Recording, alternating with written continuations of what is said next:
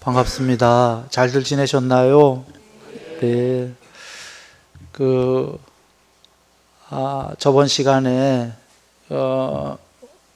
팔정도의 바른 사유까지를 했습니다. 오늘은 그 다음부터 한번 나가보도록 하겠습니다. 팔정도의 세 번째인 바른 말입니다. 첫 번째가 거짓말을 삼가함, 그 다음에 중상모략을 삼가함, 욕설을 삼가함, 쓸데없는 잡담을 삼가해라, 이렇게 말씀을 하셨습니다. 계율이죠? 예.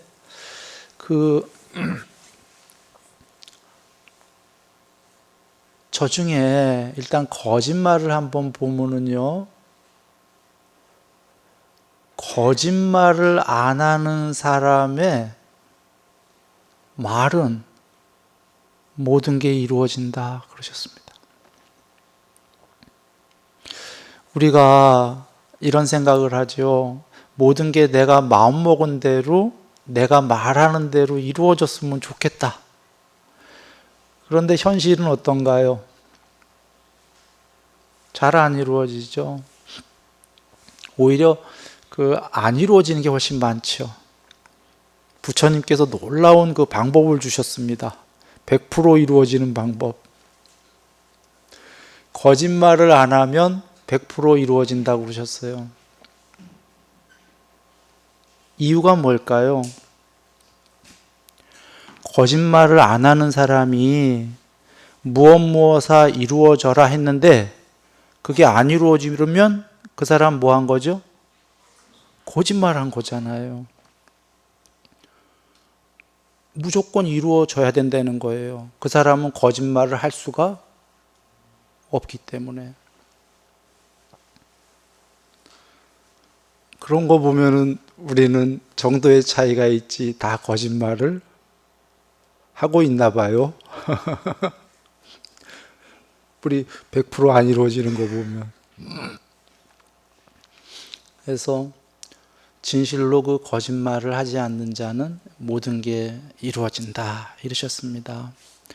그러면 우리가 거짓말을 100%는 안 하더라도 줄여간다면, 그 이야기는 줄여간다면 줄일수록 많은 것이 이루어진다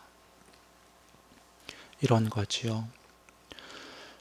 그리고 이제 중상모략은 이간질 같은 건데요. 여기서 들은 이야기를, 험담을, 남에 대한 험담을 저기다 옮기고, 저기서 들은 걸 또 여기다 옮기고 이런 거예요.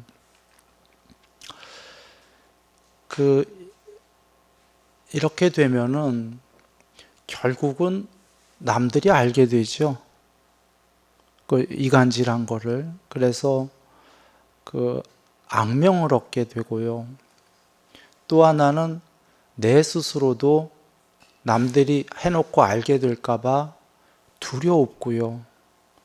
그리고 또 하나는 스스로 비난하게 되죠. 자기를. 그래서 행복하지가 않습니다. 세 번째는 욕설을 삼가해라 그러신 게, 우리가 좋은 말을 쓰게 되면은 명성이 자자해지는데요. 반대로 거친 말이나 욕설을 하게 되면은 당연히 좋아할 사람이 없게 됩니다. 그래서 이 세계에서 고립되죠. 그런 거를 삼가할수록 행복하다 이러신 겁니다. 쓸데없는 잡담을 줄여라 그러신 거는, 쓸데없는 잡담을 많이 하다 보면요, 첫째로는 쌌띠를 놓치게 됩니다. 정신을 차리는 게 아니라 산만해지죠. 그리고는 결국에는 잡담을 많이 하다 보면은 이간질도 하게 되고요. 거짓말도 하게 되고요. 또 잘난 척을 하게 되고 여러 가지가 이제 발생을 합니다. 그래서 한번 보시면은 말할 때에 요 네 가지만 우리가 주의하고 안 한다면은 한번 생각해 보시죠. 어떤 말이든 괜찮지 않을까요? 아름답지 않을까요? 한번 보시면 이야기하는데 거짓말은 안 해. 남에 대해서 중상모략 안 해요.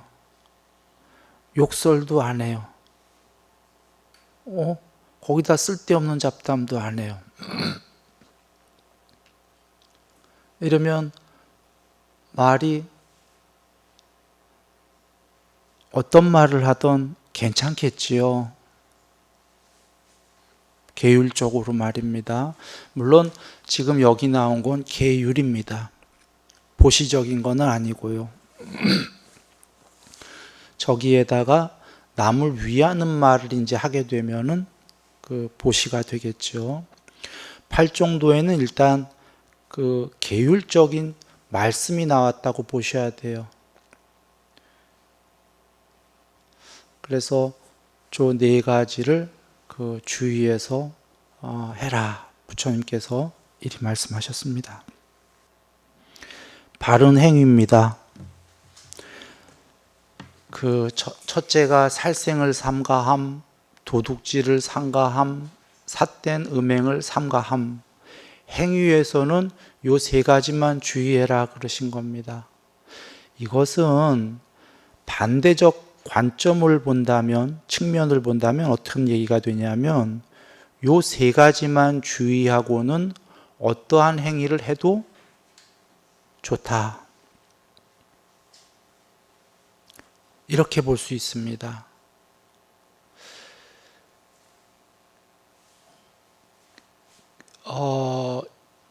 지금 바른 말에 이어서 바른 행위를 보시면 한마디로 요약하면 계율은 이겁니다.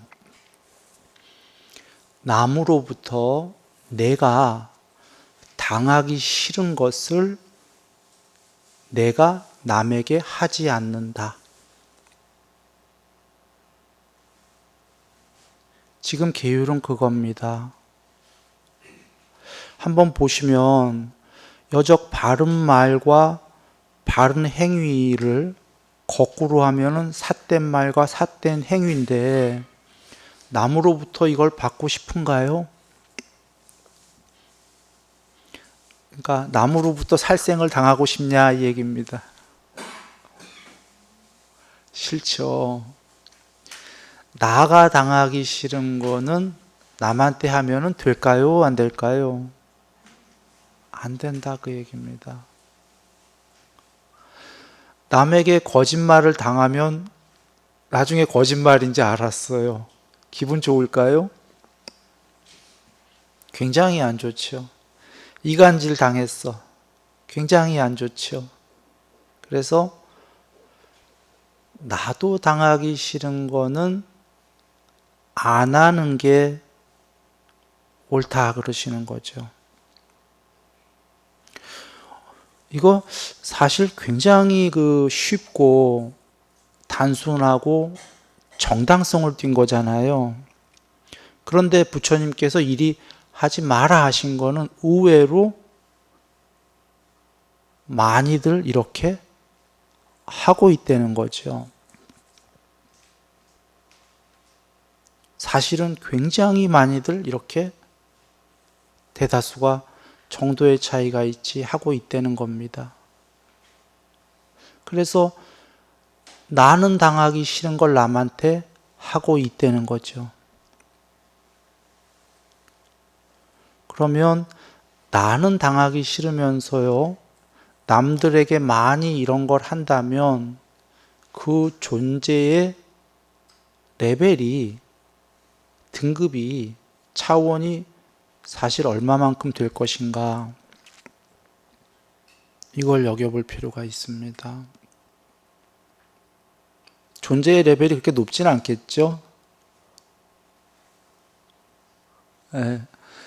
그래서 남으로부터 당하기 싫은 걸 나가 안 하면은 그때서야 존재가 그래도 어느 정도 높은 존재다. 실제로 이 계율을 이렇게 말씀을 하시는 이유는 살생하지 마라를 보면은 살생을 많이 하는 친구들이 동물들이에요. 육식동물. 그 친구들은 어쩔 수 없이 먹어야 사니까 먹기 위해서 살생을 합니다. 즉, 그런데 그 친구들이 동물로 태어났으니까 살생을 하는데 왜 동물로 태어났을까를 여겨봐야 되는데요. 그 이전에, 동물 이전에 전생에 그 친구가 살생을 했기 때문에 동물로 태어난 겁니다. 그 전에 살생을 하니까 그래, 너는 살생을 하는 존재니까 살생하는 아이로 나와라. 살생하는 아이는 동물이거든요. 육식동물. 이 세계의 인과 법칙이죠. 부처님께서 이 세계의 인과의 법칙은 부처님들이 오시기 전에 이미 이 세계에 결정되어진 거다 하셨어요. 부처님들이 그렇게 만드신 게 아니고 원인과 결과의 법칙이 이미 만들어져 있다.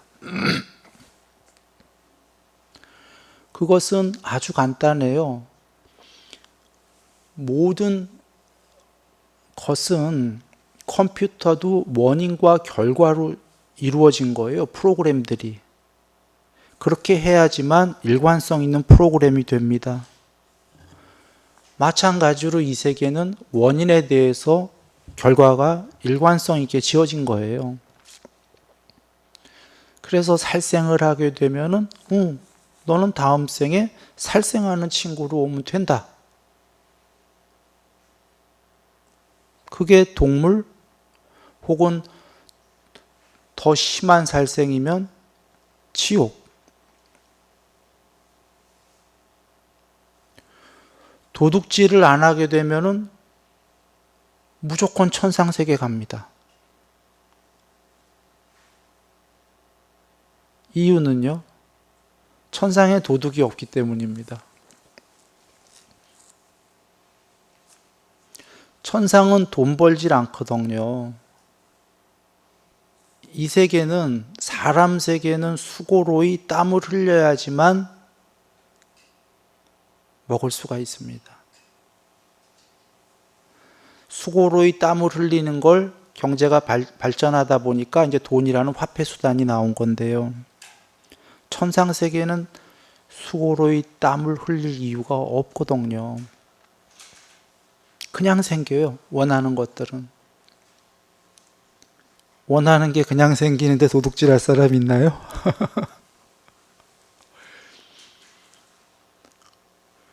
그래서 이 세계에서 도둑질을 안 하면은 그대는 존재가 도둑질을 안 하니까 그 다음에 도둑질 안 하는 세계 가세요. 천상입니다. 그대는 삿된 성행위를 안 하는군요. 그대는 색계로 가세요. 색계천상. 색계천상은 이 욕계의 여섯 천상 세계가 아닙니다. 욕계의 여섯 하늘 세계는 마음으로 이루어진 몸의 그 천상이고요. 우리가 흔히 아는 저번 시간에 얘기 드린 제석천왕, 신들의 왕 이런 분이 사는 곳은 여섯 개 천상 중에서도 33천이라고 우리보다 두 단계 위의 세계예요. 그렇게 안 높아요. 우리 사람보다 바로 위가 4대 왕천이란 천상세계, 그 위가 33천, 거기에 왕이 제석천왕인데 그런 천상세계가 6개가 있고요. 3개는 그 천상이 아니라 그거보다 더 높은 천상입니다. 그래서 그 신들은 몸이 빛이에요, 빛. 평소엔 빛으로 있다가 회의를 하게 되면 신들끼리 회의할 때 사람 모양으로 변신해서 나와요. 그런데 그 세계에는 성별이 없어요. 남녀가 없어요. 그러므로 아까 여기 지금 세 번째인 삿된 음행이 없다면은 당연히 남녀가 없는 색계의 높은 신이 그대는 되라. 이렇게 돼 있는 법칙이에요. 즉 여기에 계율은 단순히 지켜라 이런 문제가 아니고요. 이거 하나하나가 그 존재의 차원을 결정하는 중차대한 문제다 이 얘기입니다. 즉 요약하면 이렇게 하지 마라를 많이 하면 존재가 낮은 존재고요. 하지 마라를 많이 삼가하면 이 전체 세계에서 계속 높아지는 존재가 되는 거예요. 존재의 레벨로 본다면, 행복으로 본다면 같은 얘기인지 이해되셨습니까? 낮은 차원으로 가면 불행이 많고 높게 가면은 행복이 훨씬 큰 그런 존재다. 그리고 단순히 죽은 다음의 문제가 아니라 지금 살아서부터 그런 거다예요. 예를 들면은 같이 몸은 다 사람인데 이거를 많이 삼가하지 않고 하게 되면은 많이 불행한 사람이고 어리석고, 지금 사람인데 많이 삼가하면은 스스로 상태가 높은 신들보다 더 높은 상태고요. 살아서. 이런 이야기입니다. 지금 요 계율, 바른 말, 바른 행위에 관련해서 계율을 지키면은 그 좋은 점들이 이 외에도 경전에 많이 계셔요. 그걸 좀 살펴보겠습니다. 하나는 계율을 안 지키게 되면 첫째로는 나라에서 잡아갈까봐 걱정이 됩니다. 지금 여중에서 우리가 얘기한 것 중에 심한 것들을 안 지켰다고 해보죠. 뭐 살생을 했다든지 도둑질을 크게 했다든지 그러면 늘 잡혀갈까봐 무섭지 않을까요? 두렵습니다. 그리고 남들이 이렇게 길 지나가거나 하는데 주위 사람들이 수근수근대. 그러면 겁이 나요. 저 사람들 내가 지금 살생한 거 아는 거 아니야? 저 내 얘기하는 거다. 사실은 내 얘기 안 하는데 겁나죠. 세 번째로는 이렇게 쉴 때거나 일하다가 좀 쉬거나 잠자리에 누우려고 누우면은 잘못한 게 자꾸 생각나는 거예요. 평소에는 잘 생각이 안 나. 바쁘기 때문에요. 그런데 한가롭고 안 바쁠 때쯤 되면은 자기가 잘못했던 게 생각이 나는 거예요. 그리고 또 하나는 꿈자리가 뒤숭숭해요. 이게 꿈을 올바로 꿀 수가 없거든요. 또 하나는 이런 말씀도 논파할 수 없는 경우에 계셔요. 나쁜 짓을 많이 한 사람은 살아서도 불행하지만 죽을 때 제발 종교에서 얘기하는 지옥이 없기를. 제발 윤회가 없기를. 그게 전부 엉터리 소리이기를. 그런데 그 경에 뭐라고 계시냐면 그러나 알게 될 것이다. 죽자마자 있었다라는 걸. 부처님께서 그러십니다.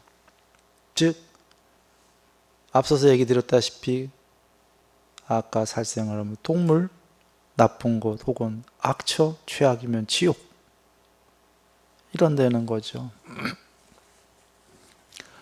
거꾸로 계율을 잘 지키는 사람은 첫째로 나라에서 자기를 잡아갈까 걱정을 할까요? 안 하고요. 오히려 상 줄까 봐 기대합니다. 둘째로는 사람들이 수군수군 대면은요, 주위의 사람들이 기분 좋습니다. 저 사람들 내 칭찬하나 봐. 사실은 내 칭찬 안 하고 그냥 본인들 얘기하는 건데도 내 칭찬할 수도 있지 하고. 세 번째로는 앉거나 자기 전에 누우려고 이렇게 누워 있으면 당연히 나쁜 짓 안 했으니까 두려운 생각은 없고요. 그러면 뭐가 있을까요? 행복합니다. 쉴 때는 너무 행복한 거죠. 마음이 한가롭기 때문에. 마음에 구름 한 점 없으니 얼마나 행복합니까? 그리고는 꿈자리가 뒤숭숭한가요? 꿈이 행복한 꿈을 꿉니다. 실제로. 그리고는 그는 이런 생각을 합니다. 이것도 논파할 수 없는 경에 나온 건데, 이런 얘기, 죽을 때 이런 생각을 하죠. 아, 내가 천상이 있는지 이런 거야 모르지. 모르지만 종교들에서 그런 거 있다고 그러니까 죽었을 때 있으면 좋고, 제일 좋고, 없어도 한 생 잘 살았다. 나쁜 짓 안 하고 행복하게 살았다 이거죠. 그 어느 시인이 그러셨다고 그럽니다. 그 죽은 다음에 천상강인가 가면은 뭐 어땠노라고 어땠냐고 물어보면 행복했노라고. 뭐 내 시 잘 외우지는 못하는데 내용은 대충 그런 뜻일 겁니다. 그분 나쁜 짓 안 하고 살았잖아요. 천상병 시인님이신가? 예. 아름다운 노라고. 아름답게 잘 살았다 이거죠. 그런데 거기서 부처님이 얘기하십니다. 그러나 죽자마자 그는 알게 될 것이다. 무엇을요? 천상세계가 있었다는 걸. 이겁니다. 그리고는 또 다른 경전에 이런 말씀도 계십니다. 계율을 잘 지키는 사람은 방일하지 않기 때문에 살아서 많은 재물을 모을 것이요 좋은 명성을 얻을 것이다. 어떤 회중 집단에 들어가더라도 떳떳하고 당당할 것이요 죽을 때 여행 가듯이 깨끗하게 준비하고 죽을 것이다. 죽자마자 누가 데려다 놓은 것처럼 바로 천상세계에 태어나 있을 것이다. 요약하면 살아서 좋고 죽어서도 좋다. 살아서도 여기 행복만이 아니고 지금 재물, 명성 다 나왔어요. 근데 그것뿐이 아니라 떳떳하고 당당하기까지 해야 됩니다. 더 나아가 문제는 죽을 때 두렵잖아요. 그런데 죽음을 저기 태국 여행 가듯이 유럽 여행 가듯이 준비하고 두려움이 적다는 얘기죠. 지금 여행 가듯이 준비하고 깨끗하게 준비하고 아름답게 죽는다. 그리고 죽자마자 따까닥 하고서는 천상세계의 화생, 부모님 필요 없이 바로 생겨나는 거죠. 그런데 앞에서 그 방일하지 않기 때문에가 나왔어요.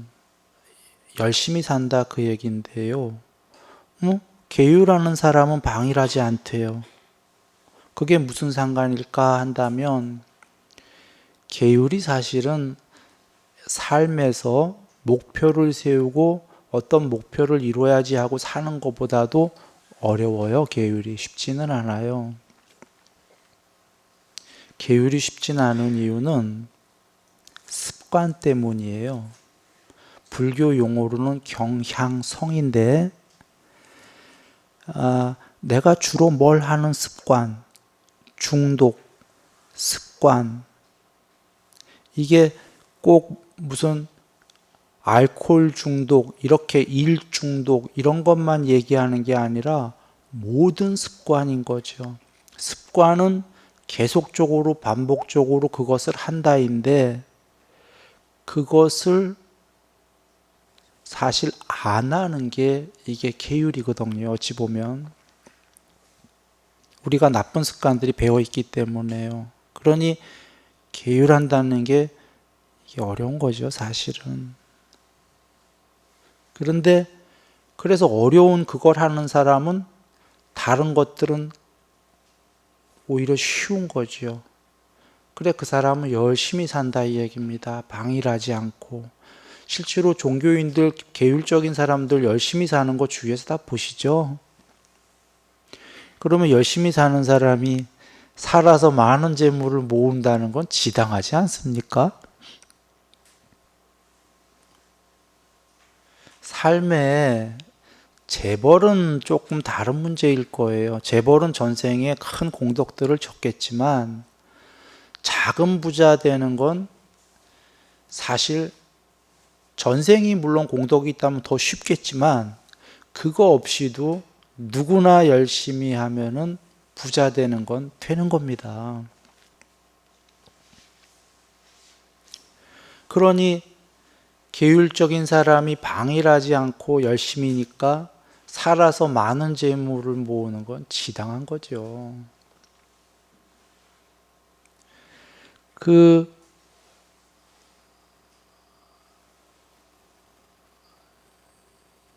실제 예를 한번 들어보지요. 그냥 간단하게 들겠습니다. 그 옛날 얘기입니다. 학력도 작고 초등학교인지 중학교인지는 모르겠습니다. 그리고는 군대는 갔다 오고 요새는 그러면 학력이 그렇게 작으면 군대 안 받겠지만 옛날엔 다 갔으니까 갔다 오고 취직할 데가 없는 사람이 주차 요원으로 취직한 거죠. 일식집에. 그 당시 요새 일식집은 그냥 많지요. 옛날엔 일식집 하면은 그건 뭐 굉장한 요리집이죠. 아무나 못 가는 뭐 이런 데일 텐데. 거기에 주차 요원으로 취직해 갖고 그냥 주차만 시키면 되는데 대시보드를 닦은 거예요. 들어오는 차마다 주차 시켜놓고 그 차에 청소를 해준 거죠. 그러니까 칭찬을 듣는 거죠. 이거 봐라. 창문을 그 다음에 닦으니까 더 칭찬 듣고 이거 봐라. 차 안에 청소를 해주고 싶어요. 그러니까 칭찬만 드는 게 아니라 가끔 팁도 받고 부수입이 생긴 거예요. 그래서 그 주인한테 그 독일제 청소기 사달라고 그래갖고 그 당시에는 이제 그 청소기도 차 실내 청소기도 별로 없을 때인 거지요.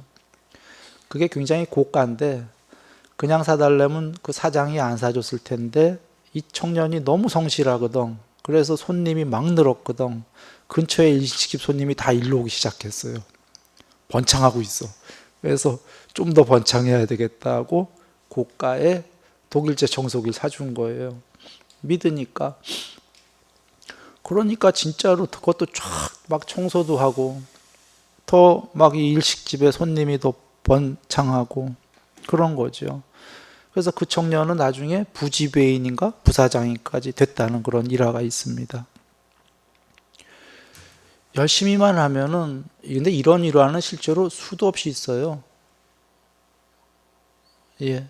그래서 그러나 여기서는 전에 혹시 궁금한 분은 전에 본문들 쭉 들춰보면은 많이 얘기했습니다. 열심히 하면은 부자 되는 건 여반장이죠. 여반장입니다. 근데 가다가 안 하고 이래서 그런 거지. 그래서 많은 재물을 모은다와 좋은 명성은 뭐 당연히 계율적인 사람이 명성을 얻고 비계율적은 악명을 얻는 거니까 좋은 명성을 얻게 되지요. 거기에 어떤 회중에 가도 떳떳하고 당당할 수밖에 없는 게 계율적이기 때문에, 그리고 앞서 얘기 드렸다시피 한 생 잘 살았기 때문에 죽을 때 여행 가듯이 깨끗하게 준비하고 말이죠. 아까 논파할 수 없는 경에서처럼 천상세계가 있다던데 하면서 은근히 기대하는 거죠. 있으면 좋고 없으면 말아라. 그래도 한 생 잘 살았다. 그러고서는 죽었는데 있네. 그래서 좋은 천상세계에 태어날 것이다.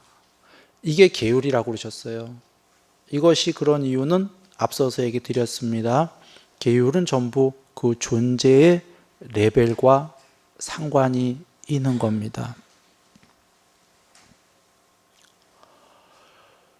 그리고 더 중요한 거는 이런 겁니다. 계율은 스스로 비난받지 않는 내면의 행복. 작게는 남으로부터 비난받지 않겠지요. 크게는 남의 문제가 아니라 스스로 자기 비하를 안 시키기 때문에 내면에서 우러나오는 행복. 혹시 이런 분 계셔요? 대다수가 그러지 않나요? 뭘 잘못하면 부처님 죄송합니다. 잘못했습니다. 마음속으로. 우리 대다수가 그렇지 않습니까? 그러면 그거 자체가 지금 잘못한 걸 알기 때문에 사실 그것도 한두 번이지 맨날 부처님 잘못했습니다. 마음속으로 맨날 절 드릴 때마다 잘못했습니다. 그것도 괴롭잖아요. 그런데 그런 게 없어지면은 행복하지 않습니까? 그래서 그 부처님께만 안 해서 행복한 게 아니라 정말 그 내면에서 우러나오는 스스로의 그 행복. 그래서 지금 이런 곳을 삼가하고 이것을 삼가하면서 말과 행위를 하는데 그 나머지는 하고픈 대로, 물론 100% 막 하고픈 대로 하면 안 되겠지만 이거를 삼가하고서는 마음대로 한다는 거는 방종이 아니라는 거 이해되시죠? 이런 말을 삼가하면서 어떤 말을 하던, 이런 행위를 삼가하면서 어떤 행위를 하건, 그건 방종이 아니라 즐겁고 아름다운 경험이 될 수 있습니다. 물론 나중에 공부가 더 넘어가면은 그 경험들의 내면에 있는 의도들도 조금씩 소멸해 가야 되지만, 일단은 이 단계에서 얘기 드릴 것은 이런 것을 삼가하면서 나머지는 마음먹은 대로 행위를 하고 행복해질 수가 있다는 거죠. 그 다음번 넘어가 보겠습니다. 바른 생계. 네, 이거는 그냥 점점점 이렇게 해놨습니다. 다 아시는 거기 때문에 이렇게 했습니다. 다 한다는 건 바른 직업, 바른 생계는요, 앞에서 말씀드린 그 바른 말과 바른 행위로 하는 직업이에요. 즉, 예를 들면 살생하는 직업 괜찮은가요? 될 수 있으면 삼가해야 되는 거죠, 생계가. 그래서 점점점 한 겁니다. 앞에 다 얘기 드린. 그러니까 살생을 안 하는 생계, 도둑질을 안 하는 생계, 사음을 안 하는 생계, 거짓말을 안 하는 생계. 이간질을 안 하는 생계면 다 바른 생계인 겁니다. 거기에 이제 특별히 조금 추가할 것은 음모나 암시에 의한 생계. 요거 하지 마라 그러셨습니다. 음모는 뭐 하면 안 될 거 우리가 이해되는데 암시는 조금 묘하지요. 암시. 요거 종교인들이 피해야 될 문제입니다. 어떤 암시 같은 거를 툭 던져갖고 혼란스럽게 만들고 혹세 무민 하면은 안 되죠.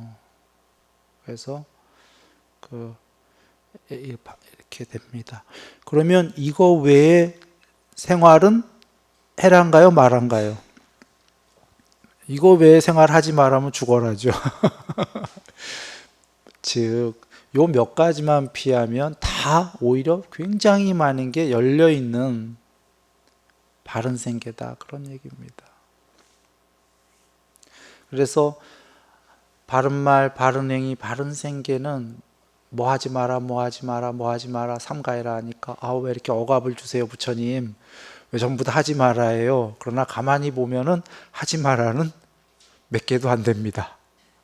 10개도 안 되고 10개 빼고는 다 해도 좋다. 우리를 위해서죠. 예.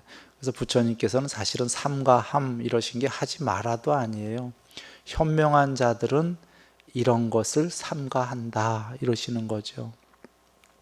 즉 삼가하던 안 하던 그대들의 몫이다 부처님께서는 이러시는 거지만 그러나 다 가르쳐 주셨다 그러는 거지요. 현명한 분이라면 사람이라면 자기를 위해서 이런 거를 삼가하고 나머지를 자유롭게 오히려 마음껏 그리고 행복하게 할 수 있다. 이리 말씀하신 겁니다. 자, 요 바른 생계다오면은 이제 바른 정진인데요. 그거 넘어가기 전에 이 계율을 얘기 드렸으니까 여기에는 늘 가로 열고 보시 가로 닫고가 같이 간다. 수레에는 바퀴가 2개가 있고 2개의 바퀴가 있어야지만이 가듯이 한쪽은 계율이요 한 바퀴는 또 다른 바퀴는 보시의 바퀴입니다. 이렇게 2바퀴가 가는데 계율은 앞서 얘기 드렸다시피 남으로부터 당하기 싫은 거를 내가 당하기 싫은 거를 나 역시 남에게 안 하는 게 옳다. 이게 계율이고요. 보시는 남으로부터 내가 받고 싶은 거 있죠? 그거를 나가 남에게 한다. 우리는 모두 사랑받고 싶지 않습니까? 그러면 나가 남을 사랑한다. 선물 받고 싶지요? 그러면 나가 선물한다.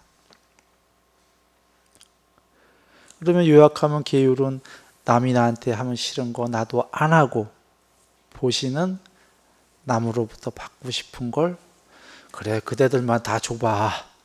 나는 받기만 할게. 이러면 되나요? 나 역시 한다. 그래서 이 보시에 관련해서는 벌써 시간이 다 흘렀습니다.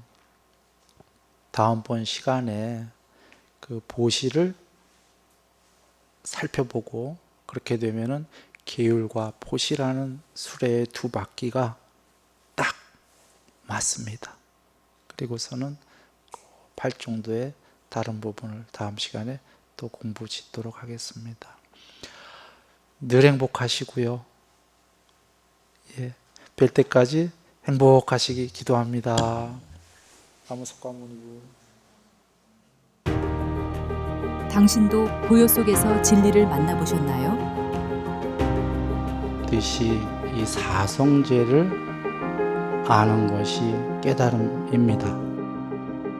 이제 당신 안의 답을 찾을 차례입니다. 순일선언에서 진리를 실천하세요. 순일선언, 진리의 여정을 함께합니다. 문의는 070-7779번에 7711번입니다.